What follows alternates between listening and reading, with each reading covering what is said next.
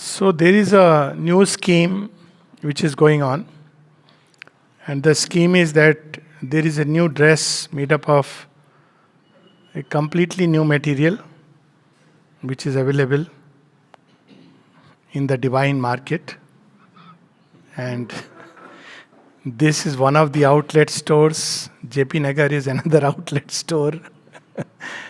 A number of outlet stores, and this scheme, the material is in abundance, but it's a limited time offer. That limited time could be 100 years, 200 years, we don't know. It's a limited time offer, but material is in abundance. And there is a requirement for this new scheme. And the requirement is that all that is required is to give your old, worn out dress. Then the new dress which is there available is given to us. But we are very attached to this old dress, like Karna to his Kavach and Kundal. Very difficult to part with it. We think this dress is something very... Sri Aurobindo has used this word about, line in Savitri about human virtues. He says our human virtue, a coarse spun, ill-fitting robe. Now this is about virtue. We are not talking of the other dresses which are obviously. So all these dresses, at another place he has said wooden apparels. So material which is so hard, tough. So this is the dress our souls have worn for ages, not just centuries. And in the course of the sojourn of many lives, this is something very beautiful, and I want that we all should always remember something among the many unique things about Sanatan Dharma. One of them that we have not Zindagi na milegi dobara, but we have many lives. It changes the entire perspective. Of course, sometimes it can lead to too much laziness, but more often than not, it puts things on an evolutionary perspective, which is something which Sri Aurobindo brings to the forefront, something which we often miss out and therefore often misjudge things.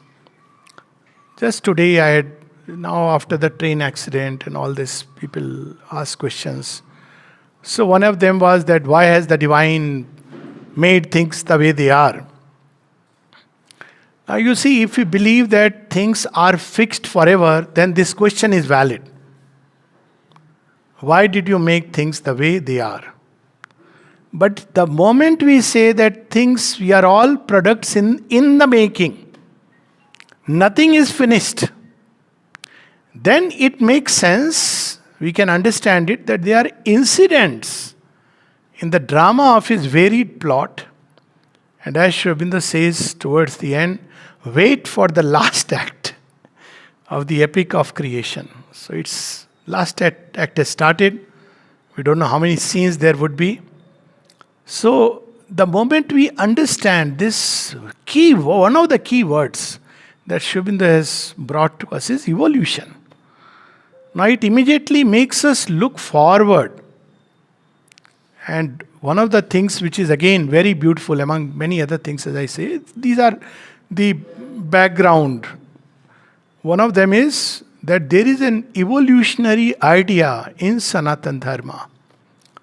Very often people say that, I know this is not a talk on Sanatan Dharma, but Sanatan Dharma is the base and it comes everywhere. So, see, when we have this idea, very often people ask, we don't have one book, we don't have one guide. What kind of a thing it is? Now we don't understand that it is so beautiful. We don't only have many guides and many books. We have an evolutionary idea of things. So the whole progression of avatars, when we look at it very keenly, when we see Narsingh Avatar and Parshuram, wonderful. But today there are very few places where, he is worshipped. There are some movies made on Parshuram and, very powerful movies, but very few places. Then comes Ram, then comes Krishna, and each one, the same fundamental truth, he brings something new in the manifestation. So things are moving ahead, evolving. So in Sanatan Dharma, while the background and support is what was, our face is turned toward the future and not backward. We don't look back 1,000 years or 2,000 years behind and say, there was once upon a time. We say, there was, there is, and there will be, and what is going to be will be even more beautiful because it's there inbuilt within the whole teachings. So, what really is happening, one of the things which perplexes us, all of us, is what is happening here upon earth. And in one way, to use a modern terminology, I like to put it this way that if we want to know which is the most happening place, in young age people are, go to downtown, it's the most happening place. Upscale, most happening place. So this earth is the most happening place. And what is happening here is something so tremendous, so beautiful, so the greatest adventures, as Mother and Shubindu put it. And what is happening is, as we all know, but we often feel very morose about it, is change. Because change is fundamental to earth existence, there is always, side by side, walking with us, the unexpected. And this unexpected fills us with insecurity. Why? Because we want things to remain just as they are. But when we understand that the unexpected is the joy and beauty of this creation, the unexpected opens the doors to progress. That's why our conception of death is not end, but it opens the doors to new progress. So unexpected, change, all these things, even insecurity for that matter, all insecurities are there to remind us that, look, whatever we felt secure about actually is not the real ground. Let's search still deeper for that ground of being where security is inherent. So when we start looking at life like that, this great, wonderful journey, movement, always forward moving creation, which is how Swami Vivekananda spoke in the Chicago address. And we can see it very beautifully when we go to Pondicherry and see the sea. Among the many lessons one learns, one of them is, in the sea the wave rises up and then the wave comes crashing down. Then it rises up and comes crashing down, right? But there is something which is happening through this rise and fall. It is always moving forward. Through the rise and through the fall, through the rise and through the fall. It is impelled by something intrinsic within it. It is compelled by the winds, by the sun and everything. Through the rise and the fall. It is true of a life, individual life. It is true of civilizations. It is true of all that has happened in the past. They are steps towards a still greater future. So when we spoke about this, when this subject which came spontaneously, the four doors, what I had in mind was the chapter of the Life Divine, where Shubindu speaks about spiritual evolution. This is the most happening thing. So whether individual life or collective life, life of a nation, they run on two parallel streams. So we have in our hand, palmists will tell us two lifelines. So if the outer lifeline is not very strong, they say, but andar wala acha hai. That's called Mangal Rekha. This is good, strong, so it doesn't matter, it'll take care of the outer. So our life runs on these two parallel streams, the outer, where we have the rise and the fall and this and that, 100 events. And when we are focused on it, we go tumbling after. Jack and Jill went up the hill and came down tumbling. So this is how it happens. But when we connect with the inner thread, then we see through all this, it is moving forward. And then life grows beautiful, meaningful, purposeful. So when we look at the past evolution, because normally when we are taught, and this is something which I wish now, history is taught to us in a slightly different way. Because still the story of kings, okay, not these kings, another kings. But what is happening behind all these clash and clasp of civilizations? You see, there is something else. Especially in India, always we will see an undercurrent of spiritual life. Never an age, something for which we need to be 10,000 times grateful and proud, legitimately, that we belong to a nation where always there has been an undercurrent of spiritual life. It's something which we miss. It's like anywhere in the world one may go, one would miss that because it's something so powerful, so beautiful, so rejuvenating, nourishing. And this undercurrent has taken several forms. Time to time, this undercurrent emerges up in the life of an individual, in the life of a group life. And these emergences from within are an effort to create something. Nature is trying to create something. And what is she trying to create? She has to obey the will of her Lord, the Ishvara. All is happening between Ishvara and Shakti, and Purusha and Prakriti. We are caught in the play. If we identify with Prakriti, we are carried. But still, she is also ultimately carrying us toward that. And if you take the stance toward the Purusha, then it's, please, no gender biases. Purusha and Prakriti are in everyone. Ishvara and Shakti are in everyone. But that's how the play is going on. So time to time, this inner thing emerges. And this inner current, which suddenly throws up, sometimes like a giant tsunami in our life, are those focal points which mark the history of spiritual evolution. They are efforts at spiritual evolution. And why spiritual evolution? Why particularly focus upon it? We'll speak about what spiritual is. That word has now so many meanings, like every word, like dharma, equal to religion. So when we go back to the root words, that's why Sanskrit words are so significant. So spiritual, adhyatmic, so it's like Atma is the self, and Adi, that which exceeds. So always we are trying to exceed the sense of the self, trying to discover something greater, higher, deeper, more meaningful, more purposeful. So time to time these currents come up. In the Vedas, this is a very beautiful description that there is the world of the Diti surrounded by Aditi all around. So it's very interesting. So what is this Diti, or this inferior nature born in division? What is she doing? She is building our mind, life, body. That's the work.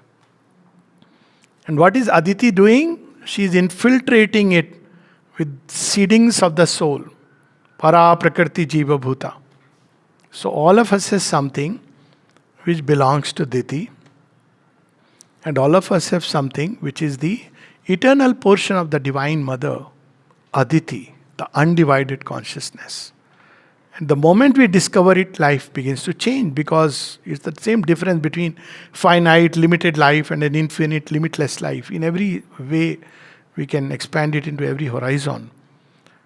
So, this undercurrent, which is behind, tends to surface like the Patal Ganga, or if you go to Bodh Gaya, I don't know, there is this Pinddan, Mahapinddan, if you have to do it. So it's very interesting that there is the undercurrent of the Ganges. You don't see it, but you have to accept it by trust that it is there. And when you do the offering, why? That whole story is very interesting. I am resisting the temptation. Because Vishnu's feet is there. There is a temple dedicated where Vishnu has put his feet. India is an amazing land, magical to say the least. So you go there, and when you do, it is believed that this mighty river which is below is the one which receives it and takes care of the rest. But this mighty river, like the lost Saraswati, that's why the story of Saraswati is so interesting. So, at one level, we can say Saraswati was the mighty river which got lost, and we can look at it geographically. But mystically, it is something very interesting. Saraswati, we have Ganga and Yamuna, the calm, peaceful, though sometimes when Mandakini becomes Tivragamini, then things are upset. And the Yamuna, two currents of nature. But the balancing Saraswati is hidden inside. Time to time she emerges. And it's only when we discover her that there is the meeting of these three. That's where we have the Prayag, where immortality is found. All these stories are so symbolic. We don't have to go all the way to take a dip in the junction. There also you don't see Saraswati. It's a mystic symbol. It's a mystic story. It's a tantric truth of the three currents which run through us. So this eruption, emergence time to time leads to openings toward this greater, higher consciousness which is always there. But we don't see it. So these currents have taken 4 characteristic forms. I'll come to individual life later, but in collective life, they have taken 4 characteristic forms through which man has moved toward the great consummation. First form, or rather all the 4 that Sri Aurobindo speaks about, he speaks about philosophy. So philosophy is an effort of the mind to try to capture in a web of thoughts that which is beyond thought. A very beautiful poem of Sri Aurobindo, Thought the Paraclet. Paraclet is a bird. So it comes here, goes there. But just like when you have to go to Kedarnath, now all of that has become motorable road. So it's wonderful. But part of the fun is lost. Like, when we used to go earlier for darshan into the ashram and wait for 4 hours, it was great joy. I don't know, at least I used to feel. 3 hours you're waiting, Now it is like you take a token and walk in. ठीक है. It saves time. But the joy of waiting, I think many of us have experienced that joy of waiting. So thought stretches. So it was like you can go up to a point after which you have to leave your horse carriage or the kandi and you walk. Leave your footwear, leave your headgear and go there, and then you are ready for the vision of Shiva. So it's such a beautiful symbol, that thought stretching towards what that is. But invariably, even in everyday life, thought misses something. And it's not very difficult to understand. Those of us who believe that philosophy, look at it like supposing we have heard about Manasarovar and Kailash and the combination. So we can watch a film over it. No, we can hear talks about it. Oh, wonderful! Let's plan it one day. Then people have a very good way of delaying the whole process. जब शिव जी का बुलावा आएगा, अरे picture दिखा दिया. You have been shown the movie. Somebody is spoken to you. Now what you are waiting? Ticket आ जाएगा. Even if the ticket comes, you'll say, no, he has to come personally and take me along. Come on.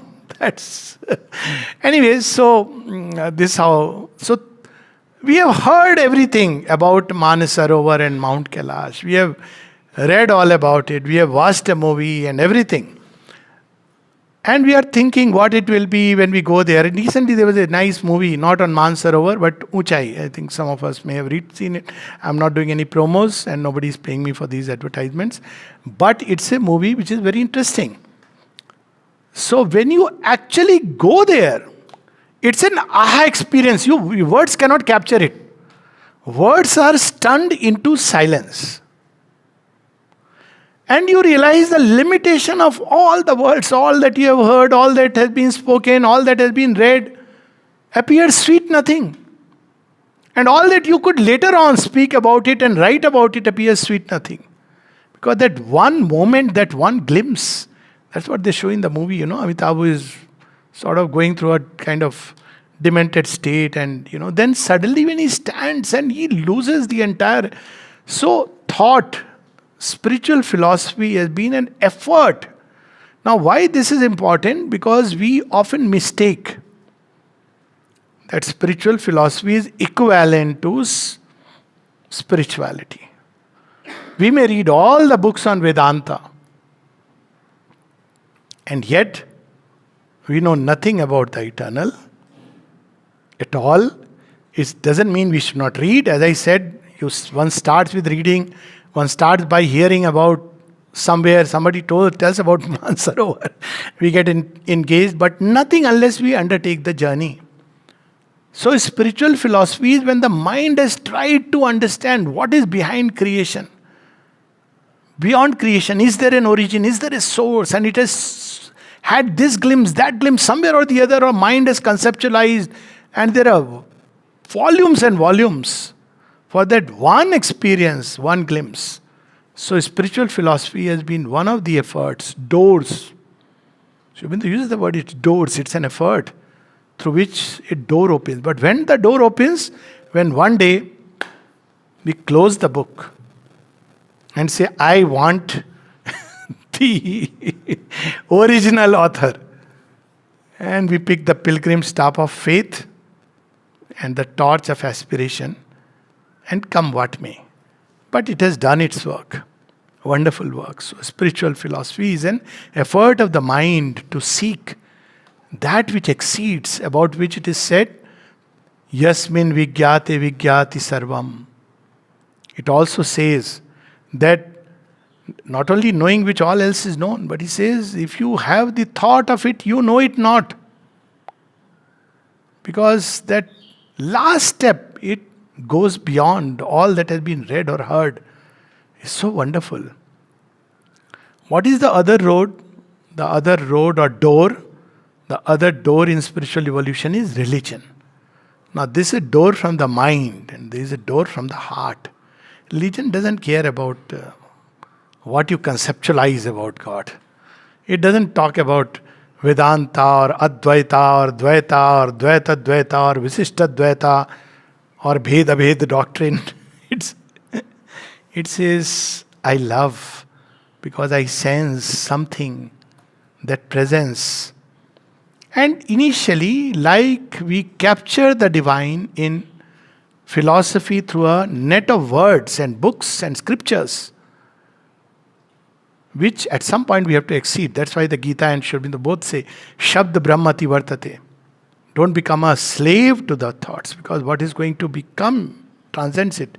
Similarly, religion tries to capture that ineffable presence. For it, it is not just a truth abstraction, but a being intimate, unnameable, but it tries to capture in name and form.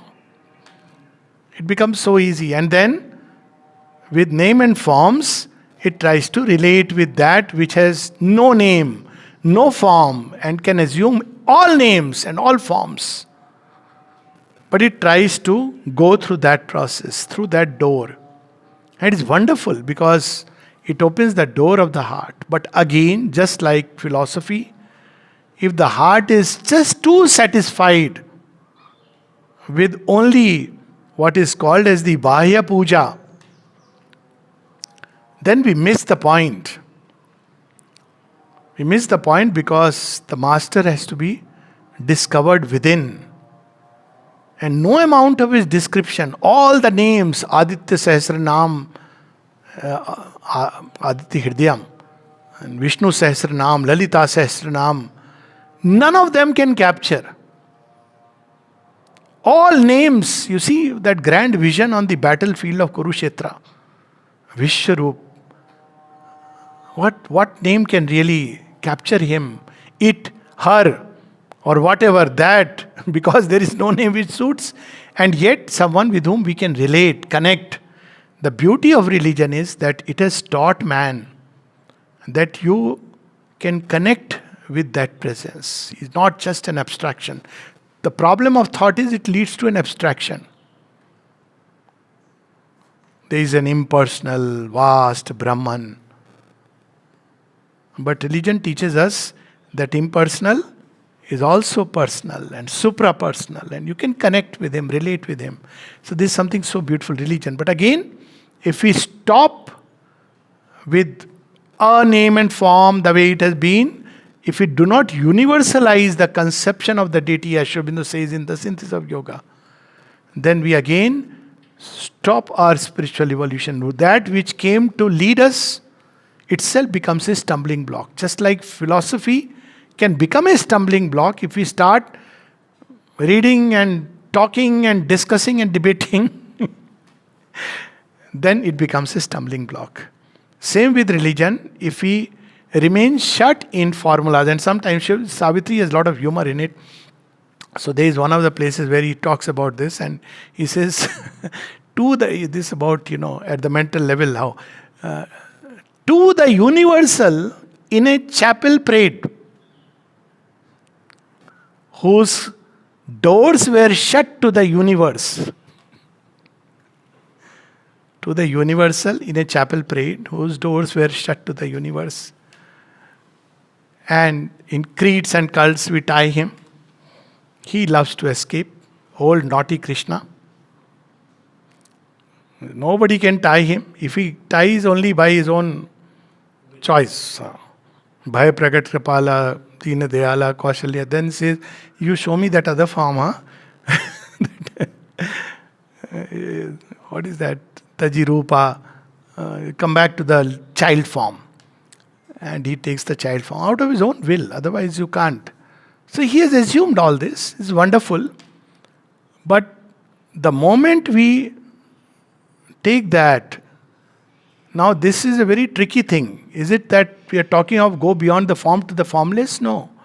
That being, because formless, again, it seems that there is no being. No, the formless is a being because it's self-conscious. He's conscious of himself, therefore he is a being. And he has assumed many forms. There comes a little tricky thing here. Then what about fidelity to a form? Nalnida answers it so beautifully. And Tulsidas, in a very nice way, he has answered. He was told that, Krishna, bow down. He can bow before Rama. So he says, looking at Krishna, he says, Kaha kahun chhabi aapki, bhale birajo nath. You are wonderful, beautiful, maduram maduram. Kaha kahun chhabi aapki, bhale birajo nath, tulsi mastak tab nave, dhanush baan lo haath. I would bow to you, but what can I do? I know you are the same, but please, if you take the bow and arrow, I'll bow down instantly. So same thing we see that, so each form, each name is for, it comes with a certain purpose. So we should not become like that, chaotic, confused, liberal spirituality, which it doesn't matter. Like all gurus are the same, Shubinda says. All gurus are the same and they come from one source, is one side of the truth. The other side is that each is an angle through which you are approaching. So how to reconcile fidelity to the path and universalization? Each one will have his own form and name, or maybe formless, doesn't matter. Each will have his own journey and path. And that's why, because Sanatana Dharma recognized it, there was no idea of conversion. Conversion had to be within. As I was sharing this story of mine when I came here, and nobody told me that, bow down before mother. I say, rebelling, 23-year-old, revolting, post-adolescent. I would have said, you want me to bow down? Probably I would have had a nice discussion and told, no. It doesn't work like that. When the time comes, the divine reveals. And he has his own way of revealing through a particular name and form. That becomes for us. But there also, we must universalize it everywhere. To that extent, look at Sri Aurobindo's, what is the starting point of the yoga? Where he is in that Uttarpada speech, he mentions about the Alipur jail, where he sees the divine even in forms that are misused body and darkened minds. And he says, there too I saw Vasudeva. Not only he saw, he says, these are the people I am going to uplift. So, you have been with, he's speaking about India. So always when people feel unsure about India, I said, kitna reassurance chahiye? Shri Krishna reassured in 1908. Sri Aurobindo has reassured us. What more we want? Mother said, I have taken the destiny of India in my hands. When the Shakti says so, shifts herself. Come what may, this is something which is written in the book of the gods. Nothing can thwart it. Even human stupidity cannot thwart it. So that's of course a different subject. So religion is another door, beautiful door through which the heart opened towards the divine. That's spiritual evolution. But again, like all things, it got shut into formulas, rituals, and worse still, this is still okay, in exclusivity. That became the bane of religion. Religions we speak about exclusivity. Supposing we say only Mother and Sri Aurobindo, that is the only door, or we start, telling people even that is the highest door, then I am turning it into religion. Let the divine decide. For me, yes, they are not only highest, they are the only door. But this cannot be, this is not something to be told. They have to pick up. So janahi jin Ram janahi. He will reveal when the time comes. And that becomes the door. That's when this applies. Gurur Brahma, Gurur Vishnu, Guru Devo Maheshwara, Gurur Sakshat Par Brahma, Tasmai Sri Guruve Nama. So this is the second door through which spiritual evolution has taken place. And the third door, occultism. So occultism is the effort of life to understand, master the forces. And much of what today goes on in the name of rituals and dances, in India we all had temple dances. All these are actually occult practices. You see, when ever see a person dancing, moving, and you will see that he is playing with energy. Like in Tai Chi, you see people doing this and that. But in India, this art was perfected. And through dances, you draw certain energies of a harmonious order, and you are actually invoking the being. It is a ritual worship. It's not a dance. It's very. We have forgotten that art. So now it is a performance. Word still. Performance. It's never a performance. That's why they were called temple. Most of these dances were temple dances. So they were occult rituals. Most of the dance forms are occult rituals. And from there came these rituals. Now even these rituals, when we see, every ritual, it's a kind of occultism in everyday life. In India, it is inbuilt. So when you do this aarti, doing like this, why don't you simply show him the light? And it is because of the fullness. It's not just about the face, the fullness. I adore you in all things and everywhere. I invoke you, your presence. So these circles always represent fullness. So this fullness, and then when they are taken, you also are supposed to do the same thing. And he will also do like this and put it like this. And these are all occult practices. With the hands, you will see in olden time people used to come. They used to do this. Of course, we now laugh at it, jhadfuk. Well, we got all right. Nevertheless, doctors have forgotten. If they would bring this ritual, occult rituals will be so much better. But they will be labeled as mad if they say, take this pill and hand over. Put it before God. Pray to Him. Heal me. Then after some time, they will say, Doctor, I think you need to see a psychiatrist. Everything is okay. But it is so true. Many of these things were ritual. Even things like, don't speak, you are too happy. Don't share your happiness so readily with everybody. Why? Because when you speak, there are forces which attack it. It is something you learn with lot of experience. There is a very interesting form of goddess Bagalamukhi, and there is Dash Mahavidya, one of the goddess. What does she do? She restrains the speech. I used to wonder why she would restrain the speech.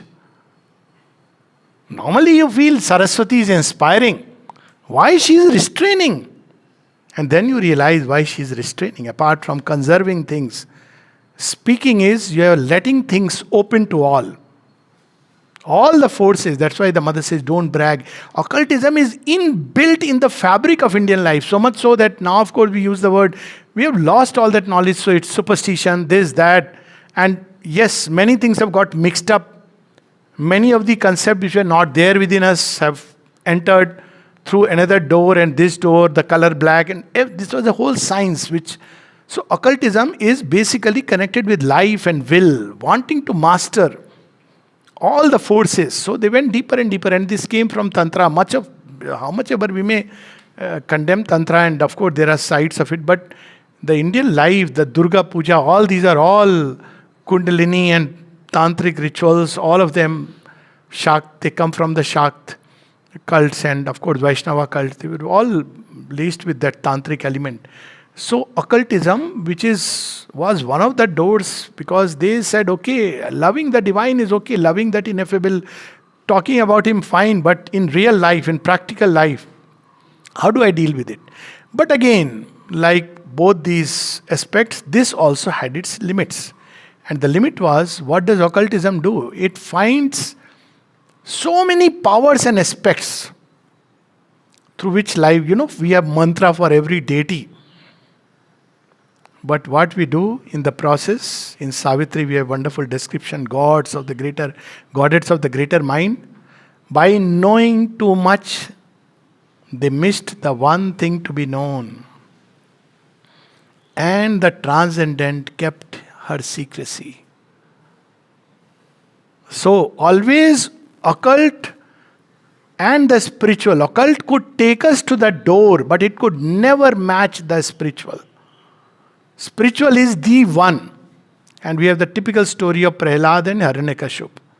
Hiranyakashipu is a great occultist. He has got boons. He can't die with this, can't die with that. Means modern science has already entered the domain of the occult. So all conditions, outer conditions, he has managed to conquer. He has asked God. He thought he is very smart. He has asked, I shouldn't die of this, that, everything, all things. So wonderful. What else is required? And he goes back comfortably. But both the brothers did this. Hiranyaksh, he dies of Vara. He thought, what will wild boar do to me? Of course, now immortalized in that, beautifully brought out in that movie, Kantara. Nice movie. So that's one. Okay. Then there comes this other, which is nursing avatar. He could never imagine that there could be, that one can create endless. That's why even Rakt Bij, they are all, there is a dark occult and there is a bright occult. What was known in the West as white magic and black magic. Now, we don't have to believe in all this because we have the one. But this was the way human beings tried to open their doors. Black magic deals with malevolent forces and they can do a lot of things, but it's important to understand. So people are often drawn and they ask, sometimes somebody asked me, I know of a person is very powerful, he could bring sweets, whichever sweet store you tell him, he'll bring in a moment from there. If I remember right, it was Agrawal Sweets. If I remember right.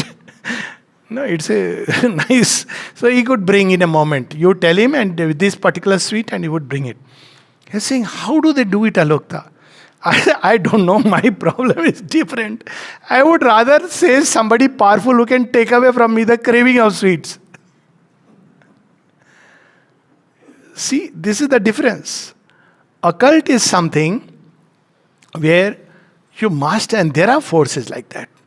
Amazing force. A mother speaks about it. There were these three fellows who tried to throw stones at Sri Aurobindo. And they wanted a medium. And who could become a medium? Normally people with a very less intelligence and, they easily crude, they become very easily medium of such forces. That's why in India there was so much knowledge about Adhikar Bhed. Not everybody was taken into spiritual life. See what happened to Hriday. Sri Ramakrishna touched him and he lost his head. He was his nephew. There was so much, and that's why in yoga to pull people, because it's a tremendous power. So therefore one has to Be ready. Adhikar bhed. All this in occultism was there. You can't. If there is the slightest fear, once mother asked Pranabda when they would come. By the time they would come to the room, it's 1:30, and Dada writes that I was. By then I want to rest, but mother would tell him, "You want to learn occultism?" He says, "Mother, is there a way you can just transmit it to me?" But she asked him why, because he had no fear even in the physical cells. Any fear and occultism is out. Because you are dealing with forces and energies. It's like in a nuclear installation. And yet, all occultism, and while it is so, the problem with occultism is power. But this very power can destroy. It's like we try to pick up the Gada of Bhim, or better, not Gandhi, but Dhanush, Shiv Dhanush. If you are not ready, that's why very few go into the true occultism, which is the white magic, because it requires great adhar. There is that passage in Savitri, book 7, canto 5, and Sri Aurobindo says, whose occult might no magic can imitate. When he speaks about the Kundalini Shakti. If the Adhar is not ready, it will break down. So black magic was the one people practiced. But how dangerous it could be. So this person asked somebody who became like one of the servant boys in the ashram. And wherever he went, he started manufacturing stones. So stones were falling. So the matter was reported to the mother. And the mother went into her inner worlds, and she saw there were 3 vital beings who were doing this mischief through this man. So they came to her with folded hands. I am sorry, but we are under his command. So, but we don't mind. You tell us whatever you want, we'll do for you. So mother asked them, what can you do? They said, we can throw stones. Mother said, I don't need you. Problem is, it falls back very badly. So it fell back on the magician or the fakir, and he was on the deathbed. And we know the story doesn't end there. When he was on deathbed, his wife came running and pleaded, please save him. And the mother goes to Sri Aurobindo. One of the many touching stories, Sri Aurobindo's compassion and humility are 2 things which are amazing. Goes and tells Sri Aurobindo, she goes and says that, this is what has happened. Sri Aurobindo simply says, oh, what? Death for a few stones? And he recovers. What compassion! Death for a few stones? We thought even one verbal stone. This man spoke to me like that. When? 20 years back. Come on. Not for his sake, for your sake, release him from the heart, no. Poor fellow has advanced, evolved further, and you're holding it. Many quarrels I have seen in homes. Suddenly a whole barrage of pitara comes. You said this, that time, you have forgotten when. So, one day you sit and say everything and burn it. Don't keep reminding. So, these are also occult things, quarrel, all these, because they are forces. Mother says they bring in the inconsequences of, they bring in the incoherences of fate. These goddess of the powers of the lower vital worlds. These train accidents, tragedy, all they get into people's head, give suggestions, make things go awry. So, this is a whole field. And yet, and that's what we see in Hiranyakaship's story, that Hiranyakaship asks for, he's a great occultist, he has mastered every possible force. Prahlad doesn't do all that. Prahlad simply says, Hari, Hari, Hari, Hari, Hari. Wherever he goes, his Bua, aunt, Holika, malintention. Prahlad is a sweet little, he is a symbol of the psychic being. Will you come with me? Yes, Bua, no problem. This fire, she dies, but Prahlad survives. They try so many things, and yet he survives. Why? Because he has got it right, the consciousness of the one. So this occultism cannot lead us to the one. It can lead us to the door where we have to surrender all these powers. If we have this illusion that these are my powers and I have these powers, one misses the real thing.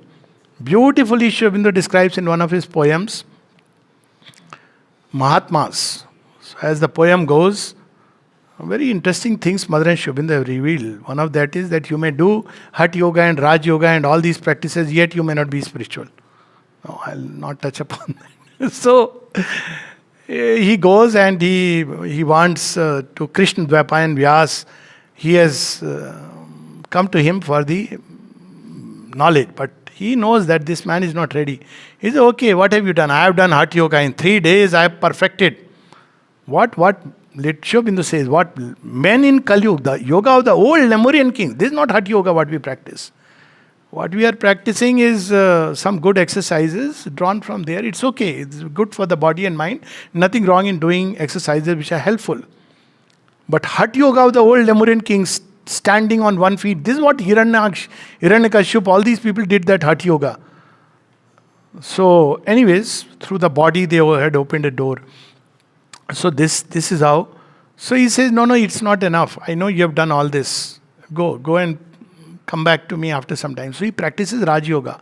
And he says, not this Raj Yoga that people practice now, but Raj Yoga of the Atlantic kings, which he again finishes in 3 days, has a lot of powers.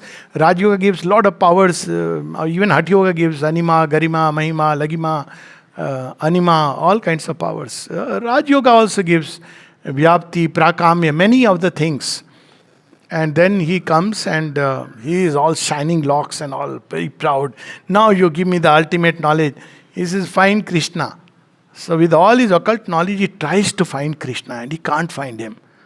He goes to Yudhishthir's palaces, he can't find him. He goes to this place, Vrindavan, here, there, he can't find him. So he doesn't know what to do. So he's very distraught because Guru has put this condition. He says, all these occult knowledges, I can't find Krishna. And then he sees there is a madman jumping on the slopes of Himalayan slopes and he is delighted. And there he sees Krishna in him. As he goes near him, Sri Aurobindo says, this man kicks at him. And all his powers go away. And he is reduced to a child. And then he dances and says, here, beggar, take your gifts. He gives them. So see, this is something much beyond. Spirituality is always beyond occultism. All that is needed can come. In fact, it is the highest truth because all occult powers, gods, goddesses, they all come from there. So while gods and goddesses, this entire world of Shudra Devta and Ucha Devta and all these titans, which is the dark worlds, but all of them draw from the one. So spirituality is all about one, but till one advances there, all these have opened the doors. At least they have enlarged man's scope. That there is something higher, something greater. And like a ladder, zigzag of the gods, people have tried to climb. And the fourth door, which is the most direct, is spiritual experience and realization. So there comes what is really spiritual experience. So we all immediately have this conception. I'll suddenly see God, just like Arjuna saw God. Even Arjuna, with whom Shri Krishna has been together, he says that you don't know, for lives we have been together as Nar Narayan. So he says, but who are you? You are saying all this, I don't understand. Show yourself to me. He says, you can't see. But I'll give you as an act of special grace for a moment, and he can't bear it. It's not easy to see God. What we can see is something of his through one of the forms. Yes, all that is possible. But the divine in all his effulgence. People often ask that, if God is there everywhere, why doesn't he show him to us? So my simple thing is, 10 minutes stand outside, gaze at the sun, and I won't be responsible for what happens. Then talk about setting your eyes on a light before whose effulgence the sun appears as a darkness. That's how Yama tells Nachiketa, Na tatra surya bhati kuto yamagni na chandra tarka. So one cannot behold this. But now we come to that. There are many experiences. Sometimes it could be just a little peaceful feeling. We go to the ashram and feel some kind of presence. Somebody as if छुए कोई मुझे पर नजर ना आए. Okay, so somebody touched and I couldn't feel. Sometimes it can take strange forms, even through the so-called human forms. There have been experiences like that. You think it's a human relation. It is a human relation, but the divine enters through some door and suddenly touches and goes. So there are so many ways that the master, the beloved, the lover, the one, the infinite, the wonderful, he comes to us.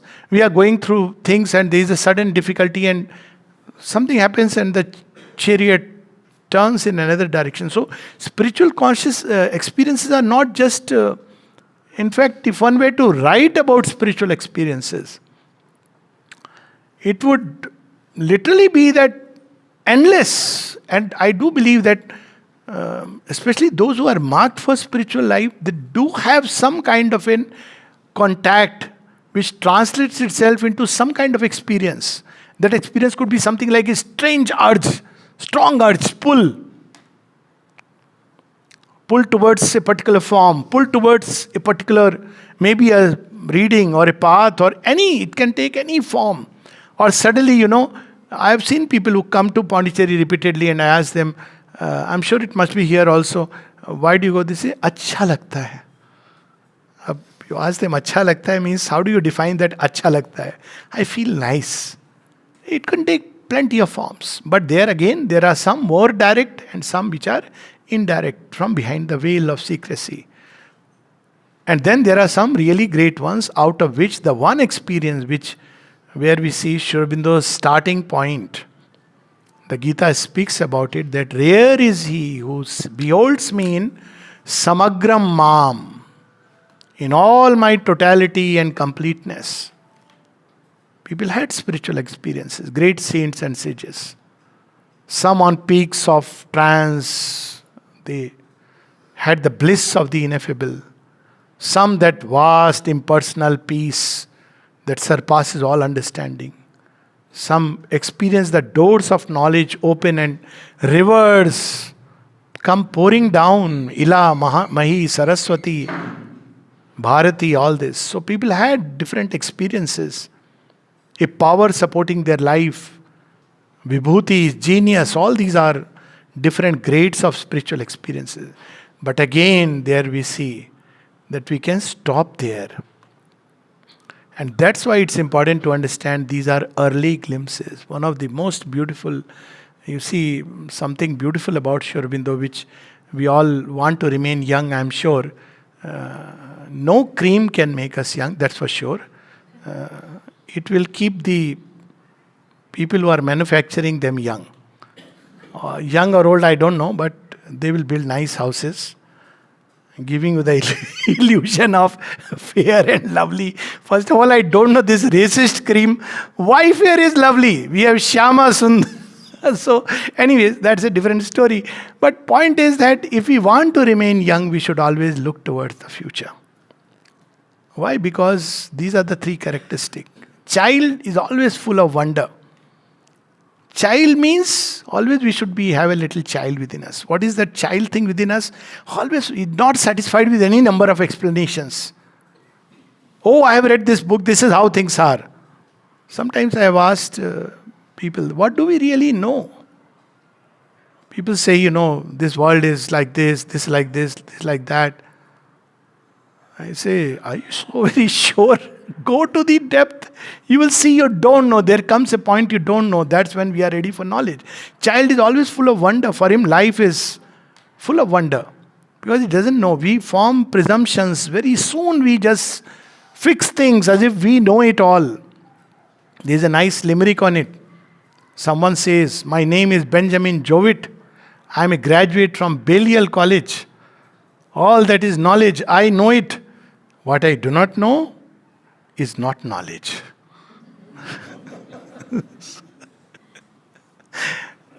What presumption today, as somebody had sent on WhatsApp. I had once a long discussion with a devotee of Richard Dawkins. So, a avowed atheist. And he is converted suddenly to hardcore Catholicism, this latest news. So, what do we know? What's going to happen tomorrow? We believe that we know. So, this child is there who is always wanting to learn.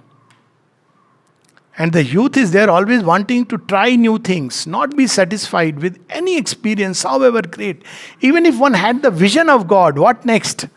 That's what we see in Sri Aurobindo. His starting point is Vasudevam Sarvamiti. Somebody else would have said, okay, wow, now all the malas that are going everywhere, I will sit on a dais, the crudest, vulgarest conception of God, sorry to say, sitting on, and all the malas going there. It's so gaudy, no? I don't know. Look at Sri Aurobindo giving darshan.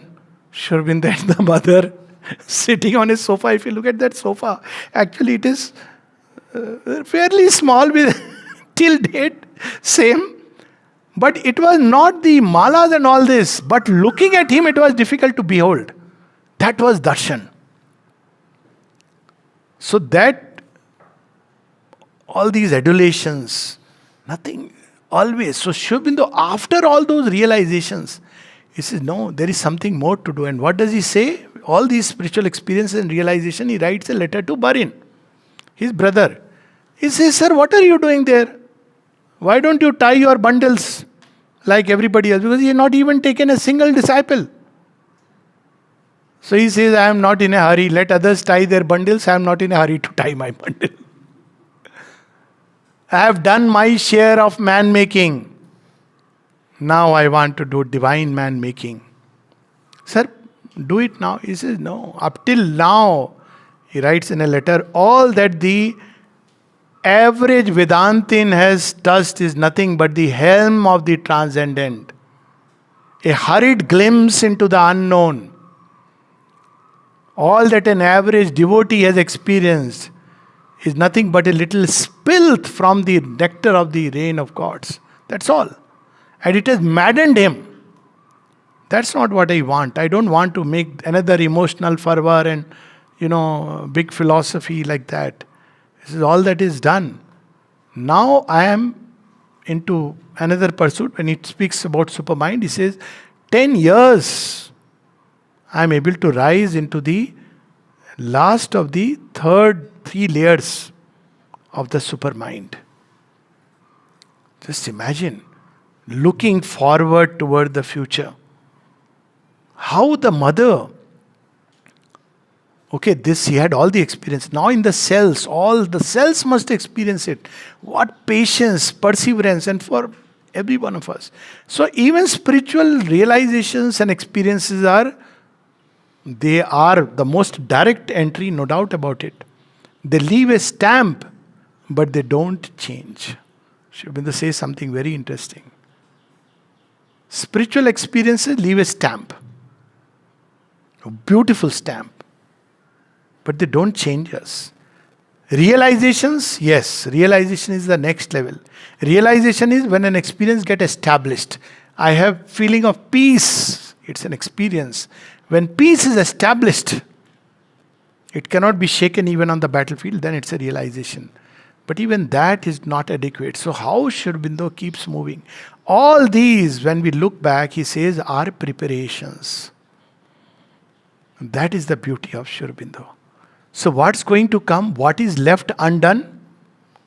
And there he comes out after all this, that he says very beautifully in one of his letters, that I do not consider the history, the spiritual history of India as a book that has been written and finished. There are more things which are to come. And that's where we started changing of this robe. We all know the divine is inside. At least we believe in it. But we don't see. Why? We all know that he is inside. But look at this temple. Often people are taught to meditate upon the body as a dead corpse and, full of vishta and is so horrible. But this is a temple. It should become clean. It should become beautiful, worthy temple. That which is inside must show up through this temple. That's how we see Sri Aurobindo and the mother. It was so difficult to behold them. People had such experiences. Even Champak Lalji, and I don't know, I asked him, how do you travel? Then they said, they samvaran kar lete hain apne andar. But there were times when his body would, as if it's light, radiating. If the body is not there, just something luminous which is coming out. So this body itself must change. Mind must change. It must be it's not enough, because when we talk about spiritual experience realization, they are in a deeper ground of being. That's why yogis who have it somewhere in Himalayas, I don't know why everybody goes to Himalayas. After the Gita, Himalayas should become defunct, because we already have a path in the battlefield. But anyways, it's one's choice. And then one comes, Guruji, Himalaya gaye the. I've always felt that is unfitness. Because if one has gone to Himalayas and realized, I want to learn, I can't go to Himalayas, I want to learn how to have this while I'm dealing with everyday life, with all its ups and downs and turbulences. So somebody who has realized it, somebody who says, well, I led a normal life, a regular life, I'm a regular guy, and yet went through. And that is the path that Sri Aurobindo and the mother tell us. In the smallest details of life, the divine must flow. It's not enough that in that religious fervor, in the temple, while adoring the Murti, we say Shivoham, Shivoham. That's the truth. But also when we are face to face with Andhakasur and Jalandhar, we should be able to say Shivoham, Shivoham, Sachidanandoham. It's not enough that we read all the books, but whatever we speak should become a Veda. What is Veda? Veda is the soul vision expressing through speech. Highest intensity of speech that human beings are capable of is the mantra. It is not enough that we learn all the elaborate spiritual occult practices through which we manage and control this force and that force. But rather we surrender everything at the feet of the divine and let him manage all the forces that come our way, like Arjuna. It is not enough to have this experience and that experience, this realization and that realization. But not to rest till every, as Sri Aurobindo puts it, and with that we can stop and have questions, as the Buddha turns from the threshold of realization and says, no, till a single soul is struggling with suffering, my realization is not complete. The highest spiritual experience till now was moksha. And there is so much talk about moksha. But don't we see it's ultimately, if it is an end, if it is needed as it's a stage. Moksha in the sense freedom from ignorance. When we know that I am not this mind, body, life, not this little personality, not my biodata, not my, what is that called? Visiting card. Then, but what I am, who I am, when we know it, now that is the moksha, because I am freed from that fundamental ignorance. In that sense, yes.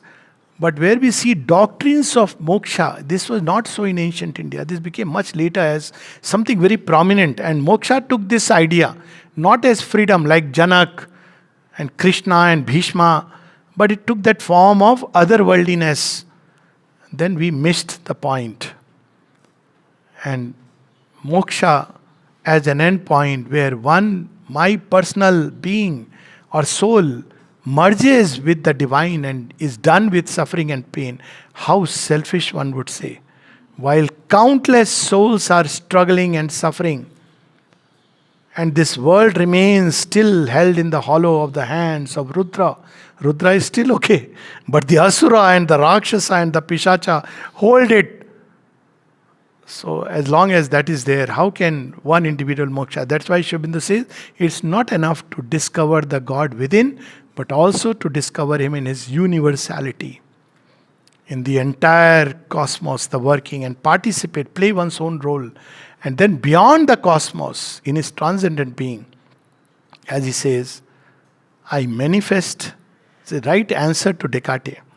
I manifest, therefore I am.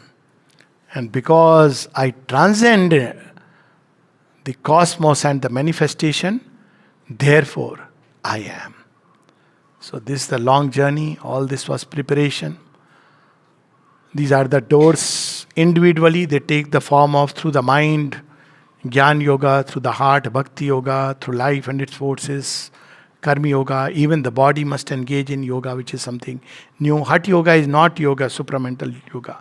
Hatha Yoga was to superimpose upon the physical working, the working of a higher quality vital energy. That's why, it's combined with pranayam, which can prolong life, give us health, but that is by no stretch of imagination the supramental transformation. Some people try to, Hatha Yoga cannot lead us to supramental transformation.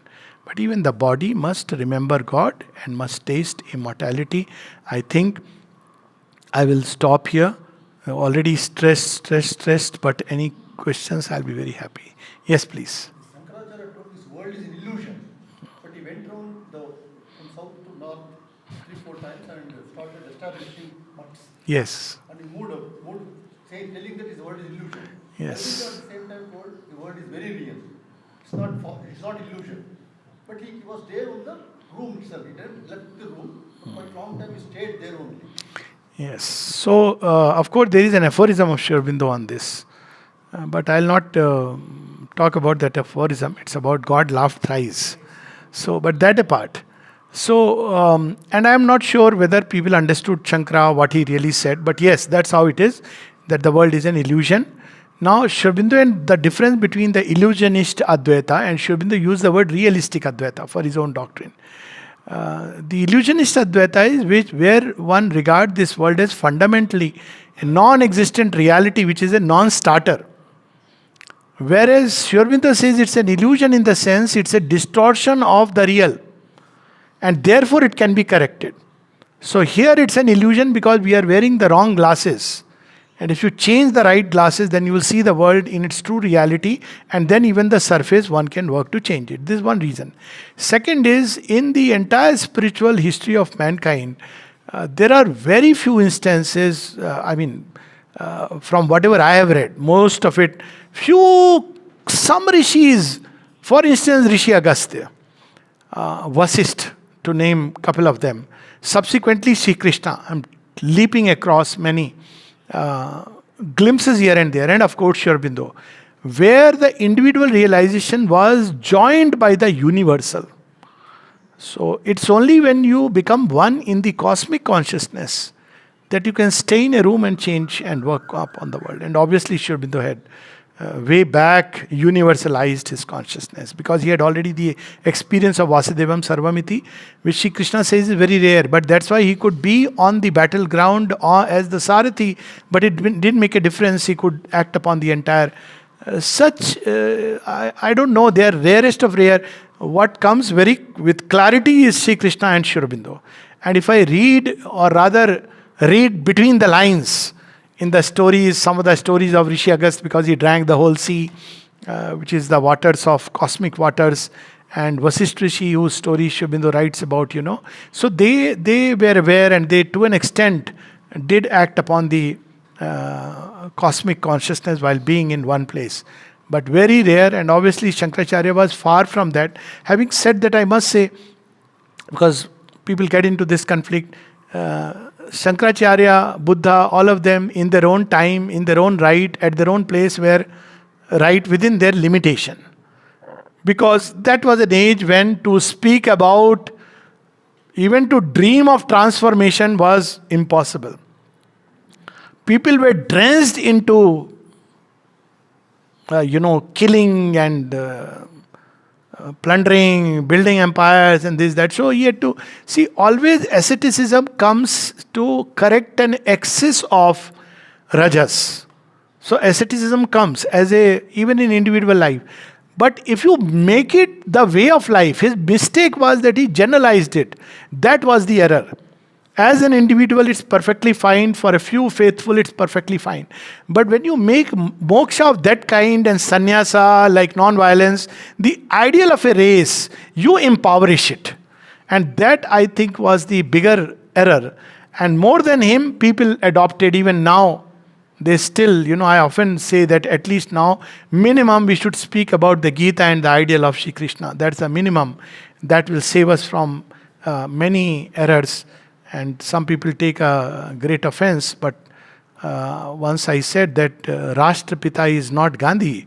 He is a great leader or whatever, it doesn't matter where his name is. Okay, among the many, Rashtrapita, if any, is Rama, Krishna and Sri Aurobindo. Sri Aurobindo he created the new India, gave birth. And because what is birth? Conception. So whose conception of India comes closest to what Aryavarta is? So you see very clearly, it is Rama at the origin, Shri Krishna, who really established Aryavarta. Before that, there is Jambudvip. And Sri Aurobindo, who gave to this Aryavarta once again a soul and a new body which is going to last forever. So, but yes, those who want to believe in Shankaracharya, it's perfectly fine. That's a different story. But yes, it's a paradox that even the story about going back to his mother when she because he had promised her that, I will come. That's how he took sannyas, compelled her that, you tell me that to take the sannyas, then this crocodile, anyways, I'm going to die. So all those stories are very interesting. Also the Ubhay Bharati episode, part of the history, but what is going to come is going to be much, much better. So we should look toward the future. They were great steps, as I said, spiritual experiences, realization, wonderful. But let's not be stuck there. Let's move toward the future. That's the beauty of Sri Aurobindo. Something much more complete, integral, and that's the wonder of wonders.